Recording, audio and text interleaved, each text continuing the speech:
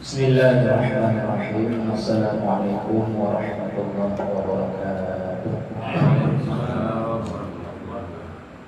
Alhamdulillahi bil afiyah wassalatu wassalamu ala khairil bariyah wa ala alihi wa sahbihi dzawil nufusi zakiyah.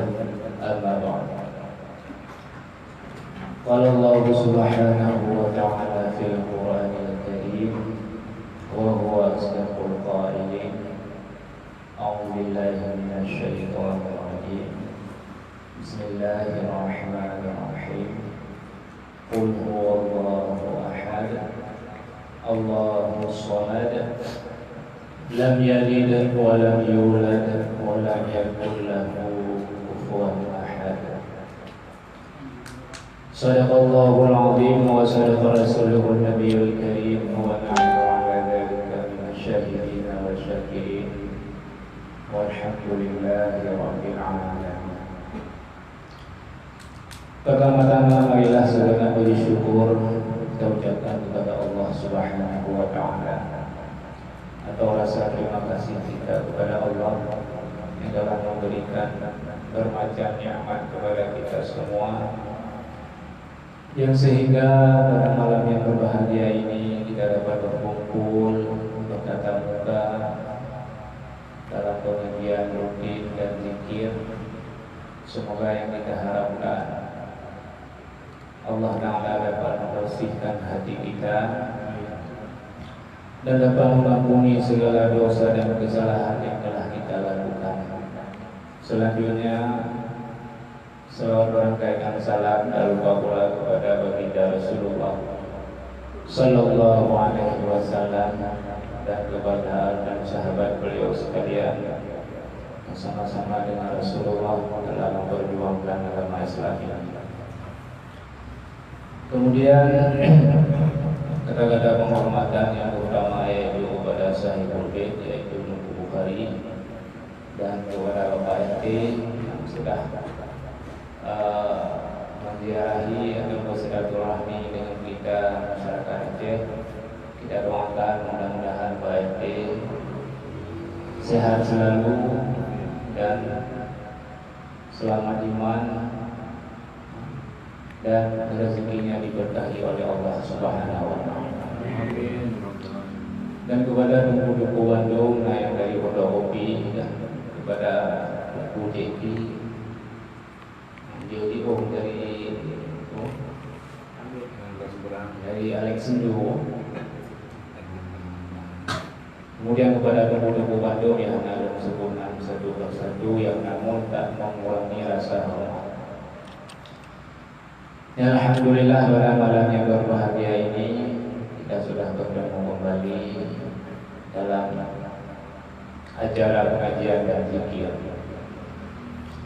Jadi sedikit sebelum kita melanjut kepada zikir, marilah sama-sama kita muhasabah diri supaya di saat kita berzikir hati kita hadir kepada Allah Subhanahu wa taala, tidak lalai dan tidak memikirkan hal selain yang kita baca dan selain yang kita zikir nanti.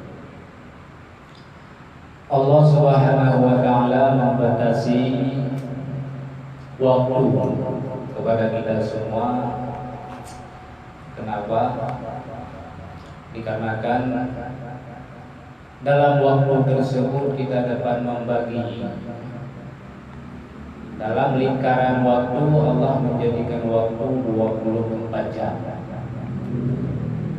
24 jam kalau hitungan saat ataupun jam kita di dunia ini. Dalam lingkaran ataupun putaran masa yang jaraknya 24 jam tersebut, berapa jam dan berapa saat kita mengingat Allah Subhanahu wa taala dan berapa jam dan saat kita lalai dan lupa kepada Allah Subhanahu wa taala. Itu yang perlu kita muhasabahkan diri. Jangan terlalu sibuk mengoreksi ataupun mencari-cari kesalahan orang lain. Sebaik-baik manusia adalah orang yang selalu mengoreksi kesalahan yang dia lakukan, yang sehingga kedepannya dia itu dapat memperbaikinya. Al-waktu kasayfin, waktu itu seperti pedang. Dalam artian kenapa waktu itu ditasbihkan atau diserupakan dengan pedang? Dalam satu sisi pedang itu tajam. Bila seseorang memegang pedang, dia tidak pandai memainkan pedang, maka akan ditebas apa saja yang ada di hadapannya. Maka setelah dia menebas sesuatu ataupun apapun yang ada di depannya itu, maka apabila hal yang hanaha koh karuh dia akan menyesal terhadap umat ujung tersebut. Begitu pula dalam waktu. Dalam kita hidup dalam waktu tersebut, waktu yang sudah kita lewatkan tidak bisa kita ambil lagi. Bila kita lakukan hal-hal yang lalai, sesuatu yang sia-sia, maka waktu tersebut tidak bisa kita kembali kepada waktu yang telah lalai dan pada waktu yang terabaikan tadi. Maka benar kata orang tua, hari ini adalah lebih baik daripada hari esok. Uronya lebih ger dari uro singa. Maka lagi istilah hai kat sembahyang, yuk sholat. Alah besok aja aku sholat. Besok memang jatah untuk besok sholat. Yang hari ini mana? Banyak ada jawab pun, banyak ada sembahyang, banyak ada baca Quran. Alah pasti tinggal kejadah tinggal. Yang kejadahnya udah. Tapi dia menyebab makanan. Kata pikir. Nah, ulun ke hayat baju bujoro, aku baca oro tinggal di baju. Ya, ulun ke ya. Nah jadi. Jadi. Nah, jadi. Sebab dia punya jatah jauronyo. Dia tahu, yuk kita makan siang. Alah, siang besok aja kita makan. Kan tidak ada orang ngomong itu. Kenapa? Karena yang makan siang hari ini itu jatah hari ini, bukan jatah hari besok. Yuk kita sholat. Besok aja saya sholat. Besok memang jatahnya sendiri. Yang hari ini yang kita ajak ini mana jatahnya? Ya, maka dari itu, bila waktu tidak pandai kita pergunakan, maka sia-sialah hasil daripada waktu tersebut. Maka sebagian ulama-ulama salaf dan khalaf, wali-waliullah ataupun para rasul, mereka itu selalu mempergunakan waktu dengan baik. Faisul obat, sebaik-baik waktu. Sebaik-baik waktu adalah mempergunakan waktu untuk ibadah, untuk mengingat Allah Subhanahu wa ta'ala. Aulia, waliullah, orang-orang yang saleh, mereka pandai bermain di dalam waktu tersebut mereka isi dengan ibadah. Adrok wate tanya badung jin untuk dasar ibadah watenya. Sudah kita jawab, kita berangkat pergi ngaji. Dari langkah pertama kita ayunkan dari depan rumah itu sudah dihitung ibadah sampai kepada tempat pengajian. Sesudah pengajian sampai pulang berapa jam? Nah itu jam dalam putaran kita dari berangkat sampai pulang itu bermakna kita sudah memanfaatkan waktu dalam ibadah. Kata drop wate dasar ibadah dalam watenya. Tapi selain daripada itu, waktu sia-sia. Maka kalau Rasulullah SAW mengerjakan sesuatu dari segi min haisu daripada segi perbuatannya itu jawaz, harus bisa menjadi sunnah. Tidak ada satupun perbuatan yang dilakukan oleh Nabi itu hukumnya harus, melainkan sunnah semuanya.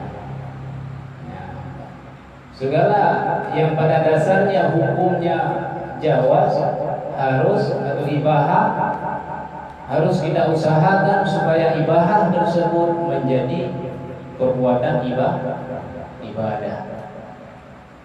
Baju, makan. Dari segi makan, min haitsu hukum makan itu ibahah, jawaz.